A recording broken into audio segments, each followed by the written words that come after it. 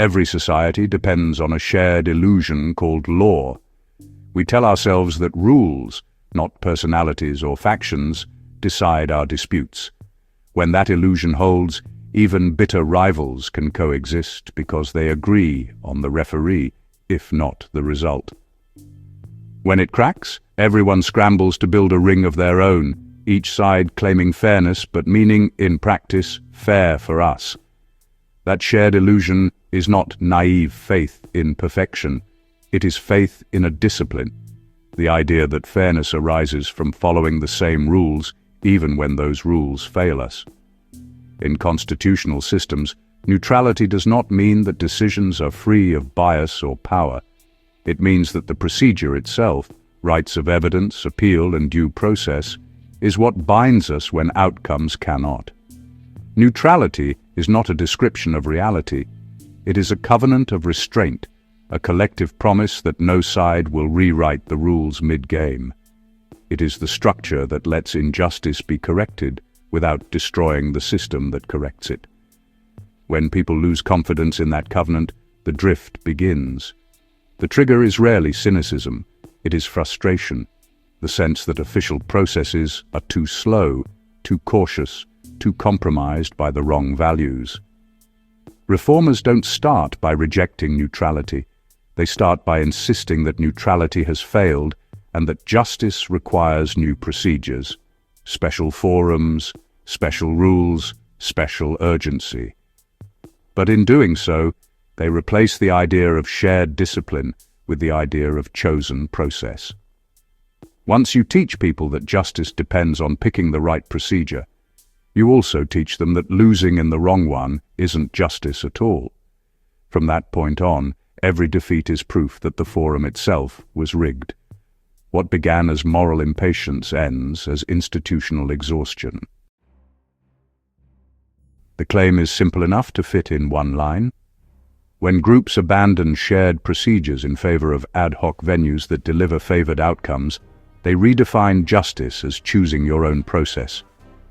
That lesson, once learned, spreads, and soon every faction builds its own court. This drift doesn't look like a revolution.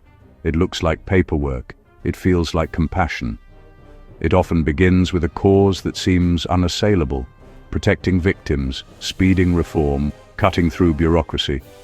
But the underlying mechanism is always the same: process substitution, the replacement of neutral, rule-bound procedures with tailored forums justified by urgency or identity. The results are predictable because the logic is recursive. Once one side changes the rules, the other side's best reply is not to defend neutrality, but to build its own exception. Soon their process and our process replace any notion of a shared process at all. In game theory, this is called strategic complementarity. Each deviation rewards the next. In social life, it's called reciprocal radicalization. You can see the pattern in every domain that has bled public trust: universities, newsrooms, politics, and the digital commons itself. Each once claimed to stand above faction, governed by rules rather than sympathies. Each then faced a reckoning, charges that its neutrality masked privilege or power. And each, when confronted, responded not by repairing the shared rules of judgment, but by building alternative forums to handle the grievances directly. In universities, grievance offices and Title IX panels were created to bypass courts thought too remote or re-traumatizing. In journalism, editorial standards gave way to internal reviews and public editors who judged stories through moral frameworks of harm and impact. In politics, parties replaced deliberation with ethics committees and investigative task forces, each tailored to adjudicate their own scandals. Even social media adopted the form. Trust and safety boards, content tribunals, and community guidelines became miniature courts of conscience, issuing verdicts at the speed of outrage. In the short run, these experiments delivered results that felt overdue. Victims were heard, Misconduct was punished, marginalized voices gained standing. But the mechanism mattered as much as the mission. Each reform reinforced the same hidden lesson. That fairness depends less on what rules say than on who enforces them. Once that idea took root, every faction learned to build its own forum, its own code, its own appeal system. The cycle closes when those who first demanded exceptions find themselves summoned before exceptions of another kind. The journalists once trusted to judge others are judged online. The campus activists face their own disciplinary hearings. The politicians who created new investigative boards are investigated by them. The symmetry is perfect and corrosive. Each side vindicated by its own process, each convinced that the other's is illegitimate. What began as reform ends as recursion, an archipelago of procedures, each claiming to be the real one. At the root of this descent lies a simple causal chain, what we might call the causal triad. Procedural legitimacy erodes when people stop believing that rules apply equally. That loss leads to process substitution, new, bespoke forums that promise speed or empathy. These forums solidify into exceptional systems that now compete with the institutions they were meant to supplement. It's a chain reaction. Legitimacy loss creates substitution. Substitution creates exceptions. Exceptions further erode legitimacy. What feels like moral progress is, structurally, the start of fragmentation.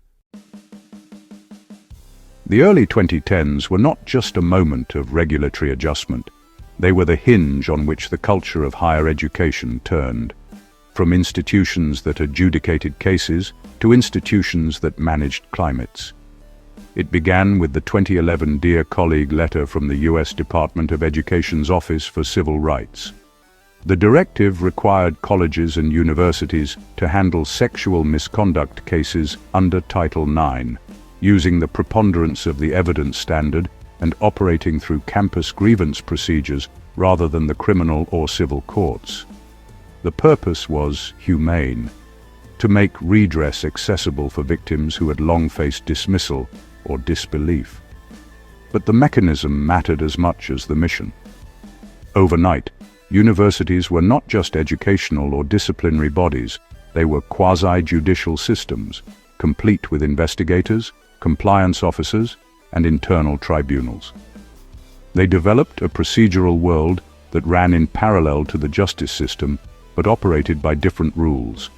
Lower evidentiary thresholds, restricted cross-examination, limited discovery, and a bureaucratic emphasis on risk containment. Once that machinery was built, its reach could not be confined to sexual misconduct. The same offices, compliance logics, and investigative templates were soon applied to speech, expression, and interpersonal conflict more broadly. What counted as hostile environment or harassment expanded from physical acts to words and ideas.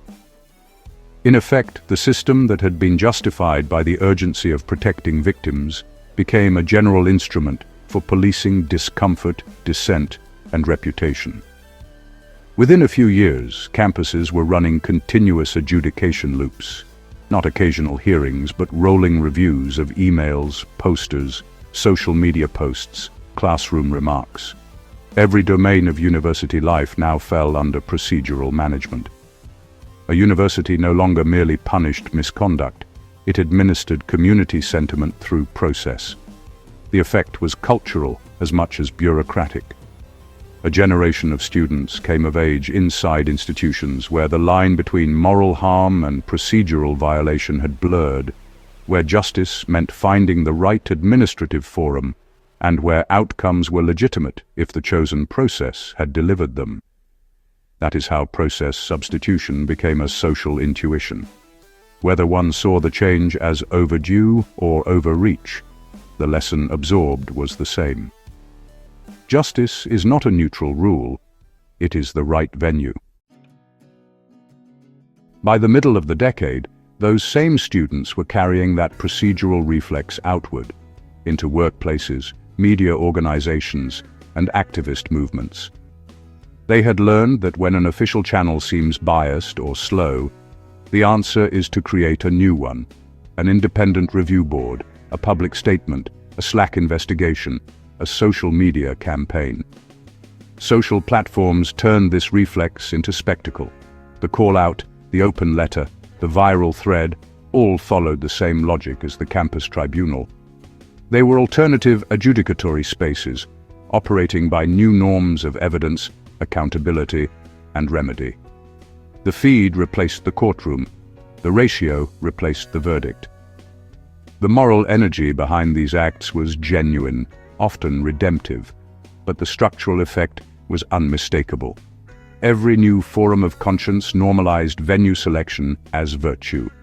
Outcomes justified forums. Forums defined fairness.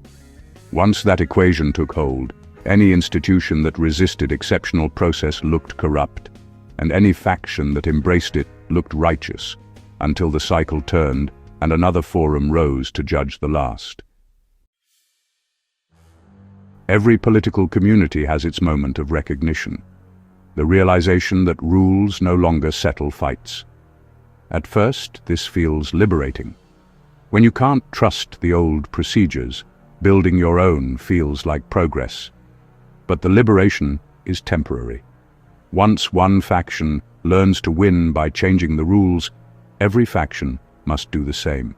This is where the reinforcement triad begins, a closed loop of cause and effect that locks institutions into cycles of polarization.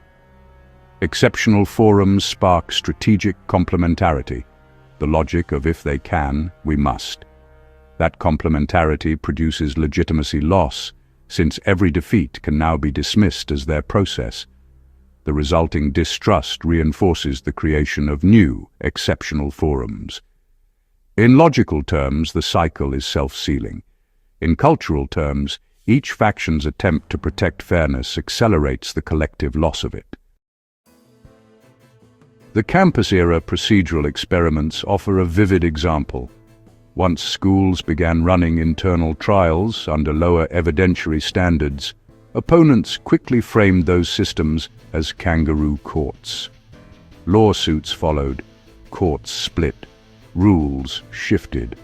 When one circuit demanded live cross-examination while another permitted written summaries, it signaled that even law itself no longer agreed on what due process meant.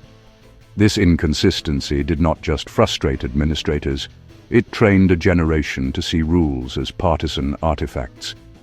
If legal legitimacy depends on jurisdiction and moral legitimacy depends on venue, then both can be chosen strategically.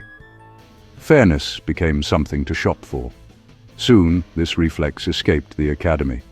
In politics, in journalism, in activism, groups built their own procedural infrastructures, independent investigations, selective leaks, tribunals of conscience, special task forces.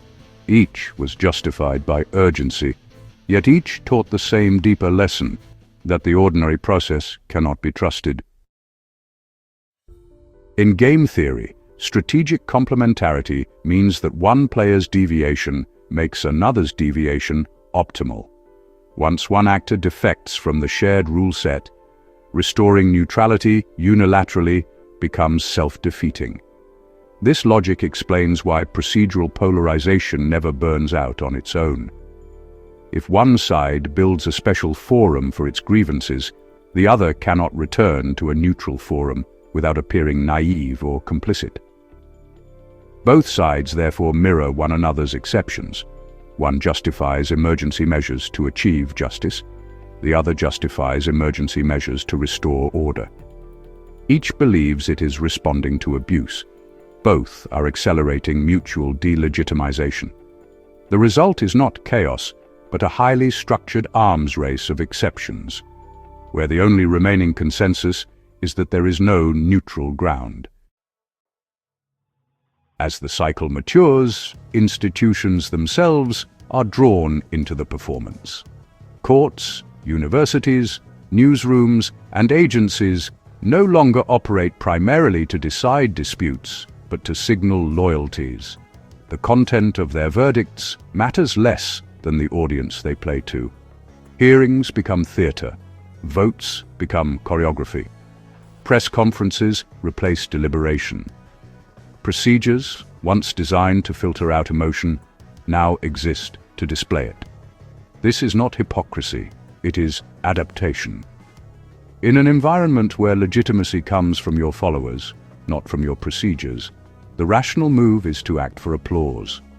Institutions that were designed as referees now behave as contestants. Every round of procedural escalation drains a bit more public faith. Each new exception creates not only a counter-exception, but also a layer of fatigue. Ordinary citizens, no longer sure which forum counts as real, begin to tune out. That disengagement is often misread as apathy. It is actually a rational defense against incoherence. When every outcome can be reversed by moving to a different process, why invest emotional energy in any of them? This brings us to the final triad in the drift, the non-linear triad, the phase in which loss of legitimacy produces not rebellion, but exhaustion. When trust in procedure collapses, what comes next is not open revolution, but slow suffocation.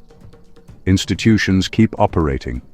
People still show up to hearings, sign forms, and issue statements. But something essential disappears. The belief that any of it means anything beyond choreography.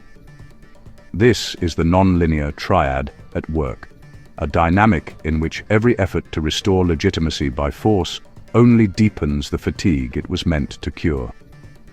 Legitimacy loss prompts stronger efforts at control. Control measures, new rules, compliance systems, loyalty tests, further alienate participants. Alienation then accelerates disengagement, which makes coercion seem necessary again. The logic is self-consuming. What looks like reform becomes maintenance. What looks like order becomes entropy management.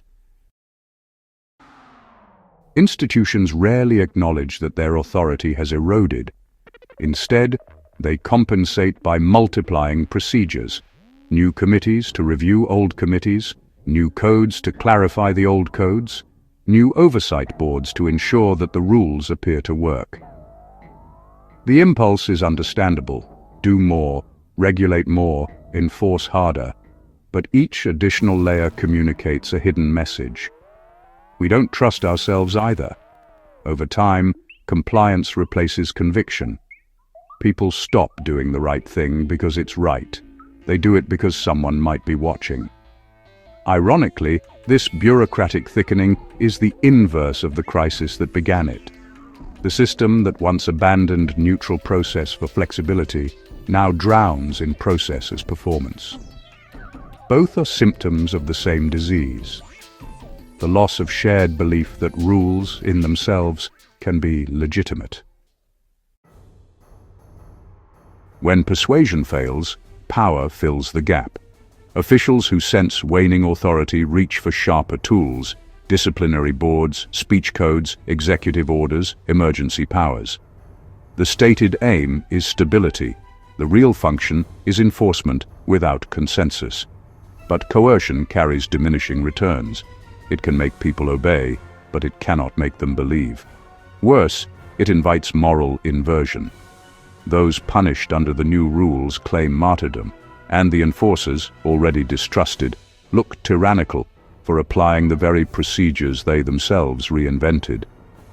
At that point, process has lost not only neutrality, but moral gravity. What remains is the appearance of law, hearings without persuasion, investigations without closure, verdicts without legitimacy. Eventually, the public adapts in the only way that preserves sanity: withdrawal. People stop expecting institutions to deliver truth or fairness. They expect only partisanship. They participate selectively, if at all, and interpret every decision through the lens of tribal affiliation. In this landscape, cynicism is not a vice but a survival strategy. When everyone knows that justice depends on choosing the right forum, abstention becomes the rational choice. The burden of legitimacy shifts from institutions to individuals, each constructing private moral microcosms, personal news feeds, curated facts, chosen courts of opinion. What began as an attempt to democratize justice ends with the privatization of belief. Institutional exhaustion doesn't look dramatic.